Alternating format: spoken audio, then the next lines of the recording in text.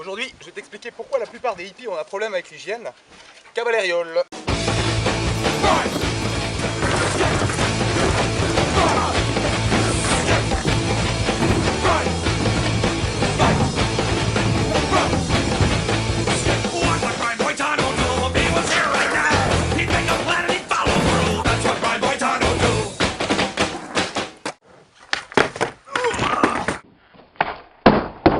Mais pour commencer, un peu d'histoire. Caballeriole, ça vient en fait d'un skater qui s'appelle Caballero.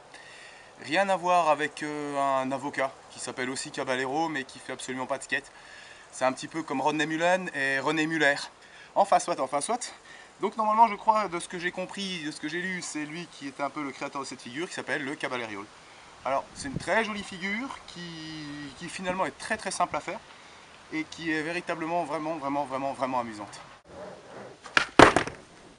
Donc le Caballeriole, ça se compose en fait d'un Ollie 181 en faki, avec encore une petite partie, un petit jeté du cul. C'est sûr qu'il faut être familier avec le Ollie 180, il faut être familier un petit peu aussi avec les rotations. Putain ouais, j'ai pas montré le Ollie 180. Oh tu me fais chier putain, le Ollie 180 quoi, je vais pas vous faire un Ollie 180. J'essaie de faire des trucs un peu originaux, pointus, j'ai pas non plus expliqué, c'est bon, j'ai déjà fait le Ollie parce que j'avais pas le choix, je vais pas en plus me taper le 180, écoute de merde toi, c'est facile en plus, c'est facile. Donc, quand tu maîtrises le 180, tu le maîtrises, c'est tout, je te montre pas à 180, ça me gonfle. Maintenant je reste dans les trucs intéressants. Donc, une fois que tu maîtrises ton 180, bah, tu l'essayes en faki. Tu fais juste ton Ollie 180 en faki et tu te démerdes pour atterrir correctement. Oh putain, c'est chiant un Ollie 180. Ollie 180, tout bête.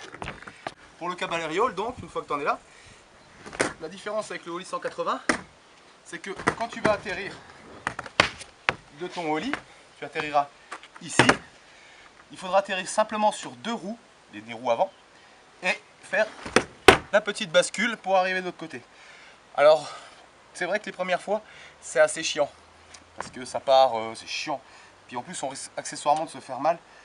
Elle n'a pas l'air plus vislarde qu'une autre, mais celle-là, je sais pas, j'ai eu une mauvaise expérience dessus, donc j'ai tendance à dire qu'elle est vislarde. Ça me regarde. Donc, je te le refais au ralenti. Je suis désolé, je peux pas le décomposer plus que ça. On va se démerder avec les ralentis. Donc maintenant, le plus important, le placement des pieds. Un pied sur le taille, comme pour un Ollie. Comme tu te sens pour un Ollie. Pour le pied avant, il n'y a pas de... J'en ai vu qui se tenait avec le pied véritablement comme ça, le talon rentré et le pied à l'extérieur. Et c'est pas plus idiot, ils ont raison. Puisqu'en fait quand tu tournes, avec l'amplitude que tu as et la place que tu as sur le pied, tu auras beaucoup plus de place et plus d'amplitude. Après, si tu es plus à l'aise à le taper avec le pied un peu plus sur la board, libre à toi. C'est à toi de te sentir à l'aise.